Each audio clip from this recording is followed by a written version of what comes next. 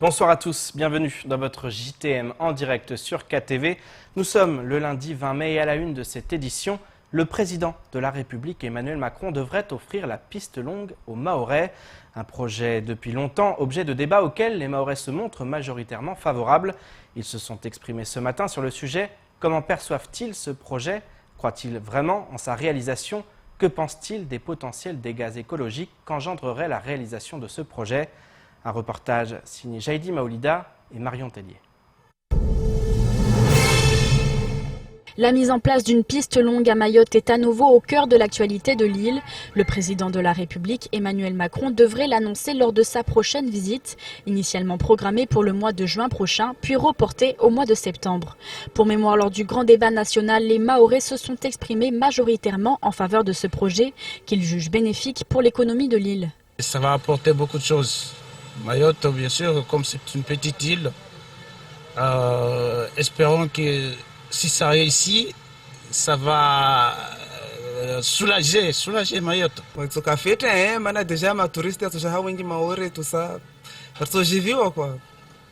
Piste longo na Mahorais lazima yike udemwedeli tizasalia zulo mwenze zula shuri zizo. Mana shuri zizo dezibarkishawe tsi. L'espace complémentaire nécessaire pourra être obtenu de 3 manières différentes, avec un prolongement logique vers la mer, sur terre ferme, moyennant le déplacement d'une mosquée, ou encore par la combinaison de ces deux solutions. Une dégradation du lagon qui vient nuancer le discours de certains citoyens, soucieux de ces enjeux écologiques. On a déjà un lagon qui est limite maltraité, alors qui fait partie des plus beaux lagons du monde, je crois. Je pense que ça va être vraiment néfaste pour... en fait, ça va être mauvais. Pourquoi? Parce que si on veut attirer justement du tourisme à Mayotte et que le lagon... on va dire qu'on sacrifie le lagon, je vois pas en fait ce que ça va apporter contrepoids, quoi. C'est jamais simple, en fait le développement humain c'est toujours un délicat équilibre entre la nature, l'écosystème et l'activité humaine.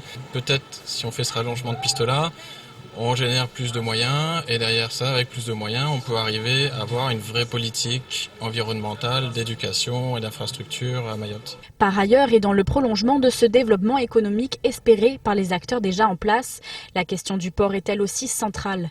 Sa transformation de port en grand port maritime devrait également être annoncée lors d'un pactage global incluant l'évolution institutionnelle. Politique dans votre 19h ce week-end va rimer avec élections européennes. Le 26 mai prochain, le scrutin rendra son verdict. En attendant, la bataille se poursuit, notamment pour le parti de la France insoumise. Mayotte accueille actuellement Younous Omarji, député européen sortant de Mayotte et la Réunion. Ce dernier, qui a de grandes chances d'être réélu, appelle les Mahorais à se tourner vers le parti de Jean-Luc Mélenchon. Au montage, Leslie Vimenet. Durant son mandat de député européen de la circonscription Mayotte-Réunion, Younous Omarji est venu près d'une douzaine de fois sur l'île aux Lagons. Ce dernier se considère comme chez lui à Mayotte et se devait de revenir sur le territoire qu'il a élu pour cette campagne 2019. Je veux aussi faire campagne dans les Outre-mer, à La Réunion et à Mayotte, même si j'ai quasiment l'assurance d'être élu. Oui, c'est fait. Parce que demain, je veux me sentir d'abord obligé par les votes que j'aurai reçus de La Réunion et de Mayotte, et je veux aussi continuer à être légitime pour porter la voix des Outre-mer en Europe, alors que la circonscription des Outre-mer a disparu. Le député européen de la France insoumise souhaite que son parti devienne la première force française d'opposition à Emmanuel Macron. Pour ce faire, il sait que Jean-Luc Mélenchon et les siens devront battre le parti de Marine Le Pen, annoncé très haut dans les sondages.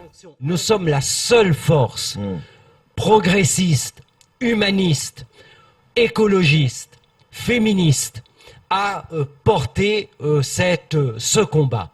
Et ce combat, nous le portons pendant que les autres sont en réalité dans des collusions. Voyez-vous, au Parlement européen, tout au long de mon mandat, ce que j'ai vu, c'est que le Rassemblement national a voté contre les droits des travailleurs.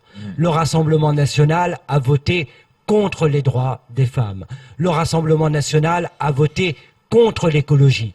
Mais le Rassemblement national n'a fait aucune proposition concernant les Outre-mer. À quelques jours du vote, Younous Omarjee a également souhaité passer un message. En effet, ce dernier craint des irrégularités dans le vote, comme cela a souvent été le cas à Mayotte comme ailleurs. J'appelle les services de l'État, l'autorité judiciaire, à être particulièrement vigilantes. Nous serons, nous, très vigilants. Et je rappelle à celles et ceux qui seraient tentés par ce type de méthode d'un autre temps, qui doivent être révolus. Laissons ça pour les Comores, voyez-vous, parce qu'il y a eu une forme de coup d'État électoral. À Mayotte, ici, je mets en garde celles et ceux qui seraient tentés par ce type de détournement. La fraude électorale est sévèrement punie par la loi. L'Union européenne est d'ailleurs très attentive à cette question des irrégularités dans le vote. Chacun est donc prévenu. Rendez-vous est désormais pris ce dimanche pour connaître le résultat d'un scrutin qui, pour leur peine, a intéressé les foules. Un mot de social dans votre journal. La semaine dernière, la grève à la SMCI a pris fin après plus d'un mois de conflit. Ces dernières années, d'autres grèves ont battu des records de longévité à l'instar de Balou, Colas ou encore Maïko. Des conflits à rallonge qui s'expliquent par une volonté d'acquisition de nouveaux droits de la part des salariés. Ce matin, nous recevions sur notre plateau le secrétaire général de l'UDFO. Ce dernier est revenu sur les raisons qui mènent à ces bras de fer dans les grandes entreprises du département. Aujourd'hui, il faut voir que les enjeux sont énormes quand on est face à des grands qui font beaucoup de bénéfices et qui nous font croire que à Mayotte ici, ils sont en train de perdre de l'argent. Donc nous, les salariés, on n'est pas dupes dans cette affaire-là. Donc nous voulons le partage de cette richesse-là. Donc quand nous sommes en face du grand patronat et que on est en position de demander des augmentations de salaire, par exemple, ou des avantages inhérents à la vie normale d'un salarié pour un confort de vie, pour un pouvoir d'achat assez décent. Donc, dans ces conditions-là, nous ne sommes pas trop, c'est-à-dire qu'on ne demande pas trop, on demande le juste prix, c'est-à-dire ce qu'on a droit, on a droit à quelque chose quand même. Quand on a des entreprises qui font beaucoup de bénéfices et qui payent des salaires à la limite du SMIC. Donc on a de quoi se demander, est-ce que il y a de la considération pour le travailleur? Je me tourne dès à présent vers les invités de la rédaction. Ce soir, nous accueillons René Euzet, réalisateur de films sous-marins et plongeur professionnel. À ses côtés, Bernard Abeille, contrebassiste. Messieurs, bonsoir. Bonsoir. Bonsoir. Alors vous êtes tous deux invités du Festival de l'image sous-marine qui débute ce mercredi 22 mai, la 25e édition. Monsieur Euzet, je me tourne vers vous tout d'abord. Vous avez réalisé un film justement, Mayotte, l'île de la Lune. Plusieurs années après, vous revenez, vous aviez été primé à l'époque. Quel est votre sentiment de revenir sur l'île, participer à ce festival? Vous êtes l'invité d'honneur exceptionnel de cette édition. Ça me fait chaud au cœur d'une part de revenir sur cette île magnifique. Les derniers souvenirs que j'avais, c'était mes tournages en 2006. J'avais gardé de très très beaux souvenirs. J'étais venu à plusieurs reprises parce que on peut pas juger une île en venant que 15 jours. Donc je suis venu aux 4 saisons pratiquement pour justement donner un reflet d'une île tout au long d'une année. Donc ça m'a pris beaucoup de temps, presque 2 ans de tournage. Et là, revenir maintenant, presque 13 ans après, ça me fait quelque chose de chaud au cœur parce que je vois des choses qui ont changé et puis il y a des choses qui se sont un peu immortalisées. Quand je vois les dames avec toujours leur maquillage, je trouve que ça c'est encore ancestral et ça fait chaud au cœur. Par contre, quand je me suis un peu baladé, je vois un peu des trucs de pollution, des déchets, ça me désole un peu, quoi. Justement, vous avez constaté une dégradation, on va rentrer dans les détails ensuite, mais vous avez constaté comme ça à première vue une dégradation lors de ces 10 dernières années, 13 dernières années plus exactement? On le constate pas uniquement qu'à Mayotte, de partout sur les fonds marins, hein. Moi je parcours les mers et les océans chaque année et il y a une dégradation qui est là depuis plusieurs années, mais on en parle seulement depuis peu parce que on s'intéresse seulement depuis pas longtemps à ce qui se passe sous la mer. Mais les déchets, on les jette depuis tout le temps et depuis des décennies. Maintenant, un peu, je dirais que les océans commencent un peu à déborder et maintenant il faut tirer les signaux d'alarme, quoi. Bernard Abeille, je me tourne vers vous. Ça fait plusieurs années que vous venez à Mayotte, plus de 10 ans que vous participez à ce festival. À quoi il faut s'attendre cette année pour cette 25e édition anniversaire? Alors d'abord, je voudrais quand même passer le bonjour de Jack Pass, qui sera absent cette année et pour la première fois. Créateur de Malheureusement, il est retenu par des problèmes de santé en métropole. Et il m'a demandé donc, comme j'ai un peu l'habitude, de le remplacer, surtout pour ouvrir le festival, dire bonjour, présenter les films. Et voilà, j'espère qu'il va se rétablir très vite et que l'année prochaine, il sera encore là sur le front. Parce que c'est vrai que c'est quelqu'un qui donne beaucoup toute l'année et qui là est vraiment désolé pour tous qui le connaissent de ne pas être présent à cette édition du festival. Alors je vais essayer de le remplacer à ma façon, mais quand je viens depuis 11 ans, moi je m'occupe surtout des collèges et des écoles primaires. La sensibilisation, voilà. Justement. Donc j'en ai fait aujourd'hui, j'étais dans le sud de l'île et j'ai fait 4 séances dans un collège où moi j'essaie je le fais aussi en métropole, de faire comprendre à tous ces enfants et ces pré-ados. Ces ambassadeurs finalement aussi. Voilà, oui, c'est un petit peu ça, c'est pour leur montrer qu'il y a des choses qu'il faut qu'ils changent et que bientôt ce seront eux les gérants de cette magnifique planète qu'on va leur laisser et qui est parfois un cadeau empoisonné et qu'il va falloir trouver des solutions. J'avoue que je leur dis que nous n'avons pas encore trouvé les solutions, mais il y a quand même des choses positives qui se passent. Alors justement, comment ça se traduit cette mise en valeur du lagon à travers la 25e édition ? Alors, écoutez, justement, il y a pas mal on donne la chance à des réalisateurs de faire des films et je vois depuis 11 ans quand même qu'il y a de plus en plus de personnes qui parlent d'environnement, de développement durable. Ça devient pratiquement le sujet de beaucoup de films.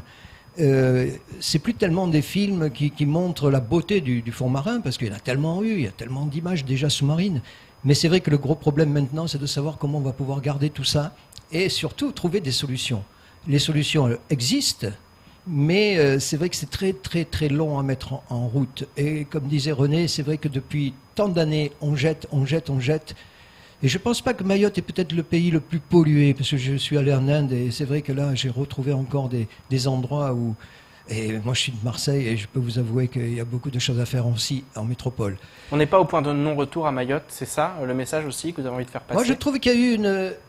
Bon, il y a des endroits à Mayotte pour observer le paysage et tout qui étaient à une époque remplis de canettes, on le voit moins. Il y a beaucoup plus de choses qui sont faites pour la propreté des lieux. Il y a des gens qui ramassent, il y a des gens qui sont mobilisés là-dessus. Et c'est vrai que c'est une bonne chose. En 11 ans, on voit la différence quand même. Il y a beaucoup moins de déchets qui traînent partout. Mais c'est vrai que les déchets que ramène la mer, ça, personne ne peut les arrêter. Et voilà, il faudrait faire vraiment beaucoup. Alors, dans les films qu'on va voir, je ne les ai pas tous vus, bien sûr, mais je suis sûr qu'il y a une grande partie des films qu'on va voir qui vont parler justement de trouver des solutions ou d'avoir des initiatives pour sauver les tortues, pour sauver les baleines. Bon, ici elles passent, mais les baleines de toute façon, c'est un petit peu de ça que je parle beaucoup avec les enfants, puisque moi je suis contrebassiste et que je compare la grosseur de l'instrument contrebasse avec la grosseur de l'animal. En plus, la contrebasse imite la baleine, donc c'est vraiment une animation qui se passe toujours très bien avec les enfants et les pré-ados, puisque je vais dans les collèges aussi. Et j'espère que ça donnera un petit peu des idées à toute cette génération qui arrive et qui est d'accord, qui est complètement volontaire pour changer les choses, car ils sentent que ça va devenir étouffant s'ils ne font pas quelque chose eux-mêmes. Et d'en parler dans leur famille et de réussir à être un petit peu plus, je dirais pas propre, c'est pas ça, mais plus conscient qu'on n'est pas vraiment, nous les humains, le seul peuple de cette planète et qu'il faut voir avec tout le monde, avec tous ces poissons, avec toutes ces baleines, avec toutes ces tortues. La biodiversité, voilà. Et je reviendrai juste après vers vous pour les points forts du programme, mais je me tourne à nouveau vers René Euzet. Quelle est la particularité du lagon mahorais? Parce que vous avez parcouru effectivement le monde, vous avez vu des richesses extraordinaires de par le monde. Quelle est la particularité de notre lagon, le lagon de Mayotte? Déjà, il y a une particularité qui est exceptionnelle, et peut-être que tout le monde ne sait pas, c'est que Mayotte a un double lagon. Et un double lagon, c'est exceptionnel, parce que les mammifères peuvent venir faire leurs petits en toute tranquillité. Déjà, c'est un endroit fabuleux. Ensuite, vous avez de la mangrove. La mangrove, c'est une nurserie. tous les poissons viennent dans les mangroves pour justement se protéger des prédateurs S'alimenter, se reproduire. et se reproduire naturellement et faire tous leurs petits. Même les requins, même les bébés requins vont dans la mangrove. Là, ce que j'ai remarqué, depuis que il y a les brûlis, tout descend de la colline et c'est en train d'étouffer cette mangrove. Donc ça veut dire que cette nurserie risque de disparaître. Donc ça, il faut faire attention. Et puis pareil, comme moi je dis toujours, sur une île, on ne peut pas construire sans détruire. Donc, et si on construit sur le bord des plages, qu'est-ce qui prend en premier? C'est le récif corallien, les plages et les mangroves. Donc, ou on fait du business, ou on fait de l'écologie, mais marier les deux, c'est dur. Je dis pas qu'on n'y arrive pas, mais il faut quand même penser autrement que business. C'est aussi le message que vous souhaitez faire passer. Un mot effectivement de ces richesses que vous avez pu découvrir. On dit souvent que le lagon mahorais est dans les 2 plus beaux du monde. Est-ce que vous êtes d'accord avec ça? On pense notamment à la barrière de corail en Australie ou d'autres lagons extraordinaires en Polynésie. Est-ce que vous êtes d'accord avec ça, avec la beauté de ce lagon? Alors, ce lagon est très très beau. Alors, après, je suis pas là pour faire un classement parce que pour moi, chaque mer a cette particularité, a ses origines, et donc moi je me régale aussi bien de venir ici que en Méditerranée, que dans l'Arctique. Chaque mer, chaque océan a quelque chose d'unique. Moi, ce que j'apprécie ici, c'est le récif corallien, c'est que il repousse très vite. Hier, j'en ai vu l'expérience. Par contre, le réchauffement climatique nous entraîne un problème, c'est qu'actuellement l'eau est trop chaude pour la saison, elle a 28-29, et je commence à avoir du blanchiment de corail, et j'ai même vu pour la première fois des anémones blanchir. Ça, je l'avais jamais remarqué. Donc là aussi, c'est un stade supérieur justement dans la dégradation. Disons, c'est un stade de prolongation. Parce qu'on connaît tous que le courant El Niño fait monter les eaux. Ensuite, il y a le courant El Niña qui ramène. C'est cyclique. Malheureusement, ces cycles se réduisent en nombre d'années. Et si les eaux sont continuellement chaudes, favorisation de plancton et de microbes. Et donc, forcément, on tue les coraux. Bernard Abeille, je me tourne vers vous pour conclure. Donner le programme, expliquer aux téléspectateurs comment ça va se passer, les moments forts justement de ce festival qui commence mercredi et qui terminera dimanche. Voilà, il commence donc le 22 mai avec une soirée dédiée donc à René Euzet et il y aura des surprises puisqu'il y aura même quelqu'un qui va chanter puisque René va peut-être en parler. C'est la surprise, ça. Mais c'est une surprise, mais en tous les cas, tous les soirs, donc ça se passe comme tous les ans derrière donc l'Office du tourisme, un grand écran, sur la place de la République. Voilà, et des films donc du mercredi jusqu'au dimanche. Alors que le dimanche, on prépare le matin donc un baptême de plongée pour les enfants qui ont réussi à être dans le concours de dessin.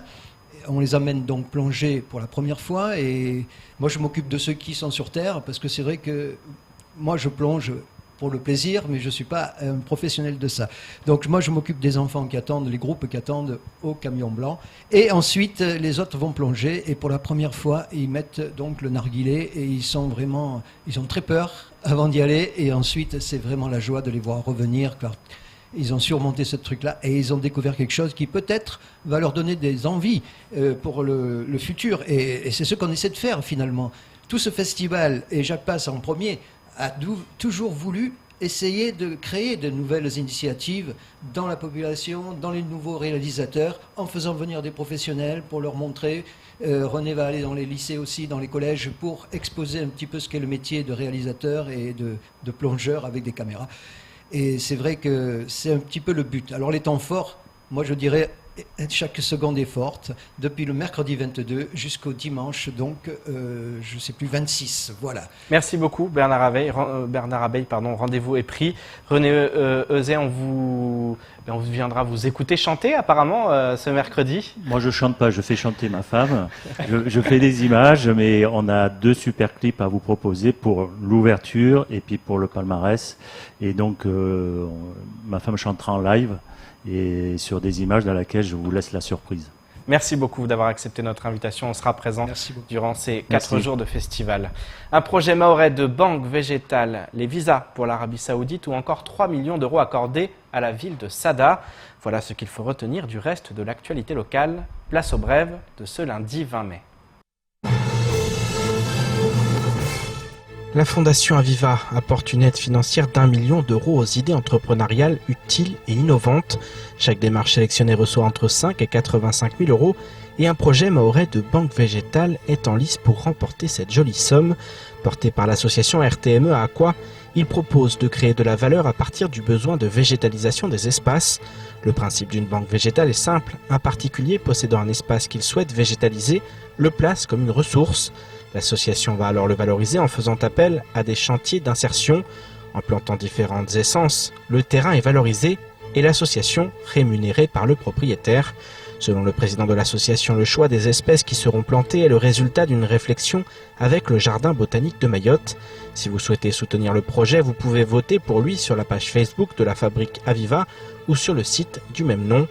Vous avez jusqu'au 3 juin prochain. À Mayotte, nombreux sont ceux à avoir déjà réalisé l'un des 5 piliers de l'islam, le pèlerinage à la Mecque. Tous les ans, plus de 2,5 millions de fidèles se rendent en Arabie Saoudite. Problème, depuis des années, les Mahorais sont confrontés à la difficulté d'obtenir des visas. L'année passée, un représentant mahorais s'est rendu à La Réunion pour faire apposer les visas, car il était impossible de le faire à Mayotte. Face à ce problème, la députée Ramlati Ali a pris les choses en main. Elle a saisi le ministre des Affaires étrangères d'Arabie Saoudite afin de faire venir leurs diplomates à Mayotte. Cette dernière a obtenu gain de cause et s'en est félicitée par le biais d'un communiqué. Depuis la semaine dernière, des diplomates du royaume saoudien sont donc sur le territoire pour faciliter les démarches de centaines de Hajj. De quoi cependant froisser la diplomatie comorienne. En effet, l'Union des Comores prend cette décision comme une grande trahison. Pour le pays voisin, le fait d'accorder des visas aux pèlerins mahorais n'est ni plus ni moins qu'une reconnaissance du statut de Mayotte française par l'Arabie Saoudite. Il y a tout juste une semaine, la municipalité de Sada a accueilli l'Agence française de développement pour la signature d'une convention de crédit. 3 millions d'euros ont été accordés à la commune afin de soutenir le programme d'investissement de la collectivité et notamment de grandes opérations. La première vise à la construction d'une nouvelle mairie regroupant l'ensemble des services sur un même site pour améliorer l'accueil des administrés et les conditions de travail des agents. Le second projet porte sur la modernisation et le développement de l'éclairage public dans le cadre d'un contrat de performance énergétique. Le prêt est contracté à un taux de 0,14%. Le remboursement est étalé sur une durée de 20 ans et différé de 2 années à compter de la signature de la convention. Avec cette dernière, l'AFD poursuit son objectif de devenir prioritairement la banque de la mise en œuvre des accords de Paris sur le climat et du lien social. Il a 22 ans, il est brillant, bricoleur et débrouillard.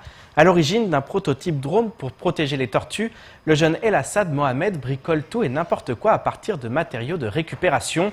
Son prochain objectif, concrétiser son projet de drone aquatique et le rendre autonome pour sauvegarder les tortues des braconniers. Rencontre avec un jeune autodidacte dans ce reportage signé Paul Arthur Avit. Il est un peu le professeur tournesol de Tsimkoura. El Assad Mohamed, 22 ans, fabrique tout et n'importe quoi à partir de matériaux de récupération. Il s'est trouvé une passion pour le bricolage à partir de rien. Je suis passionné et j'arrive pas à rester sans rien faire, j'arrive pas à rester sans utiliser quelque chose sous la main. Et moi quand j'ai des idées, c'est tout de suite faire quelque chose. Et des fois pour faire des nouvelles machines, bah, je m'inspire de la réalité. Par exemple quand j'ai quelque chose ou bien quand je vois des gens qui font quelque chose ou bien qui n'ont pas quelque chose qui le faudrait par rapport à un tel travail par exemple. Et j'essaie de trouver des idées pour essayer de compenser pour avoir ce genre de matériaux pour pouvoir faire les travaux. Des travaux qui l'ont mené à la conception de tout type de matériel, comme des drones, des onduleurs de courant, des voitures radiocommandées ou encore un prototype de drone flottant. Ce drone, avant, c'était un projet qui m'est venu à la tête, vu que j'avais vu une vidéo de Parc Naturel Marin qui était en patrouille sur la petite terre et s'était fait agresser. Du coup, moi, mon idée, c'était de fabriquer une machine qui pouvait aller sur des zones de ponte au niveau des tortues pour pouvoir visualiser ce qui se passait sur ces zones-là, au lieu d'envoyer les équipes dans la nuit et aller patrouiller. Ce drone est équipé de système de vision nocturne avec un capteur qui est très puissant, qui peut voir dans le noir total. Et ça permettait de pouvoir faire des images en temps réel et on va dire un petit peu plus en sécurité. La prochaine étape, rendre autonome son drone en essayant de dépenser le moins d'argent possible. En effet, le prototype est construit quasiment à 100% avec des matériaux de récupération. avec de la récup, et j'ai eu des personnes qui sont venues, d'ailleurs, qui ont vu de mes publications sur Facebook et qui m'ont donné de l'aide en me faisant un cadeau de matériel. Et j'ai eu des partenariats, des sponsors aussi, et des particuliers qui m'offrent du matériau pour pouvoir continuer à faire des expériences. Pour soutenir le jeune Mohamed et le suivre dans ses aventures, rendez-vous sur sa page Facebook Volta 100% Expérience. C'est la fin de votre journal, merci de nous avoir suivis. Pour ma part, je vous donne rendez-vous demain dès 19 h pour une nouvelle page d'actualité locale. Excellente soirée sur Kwesi.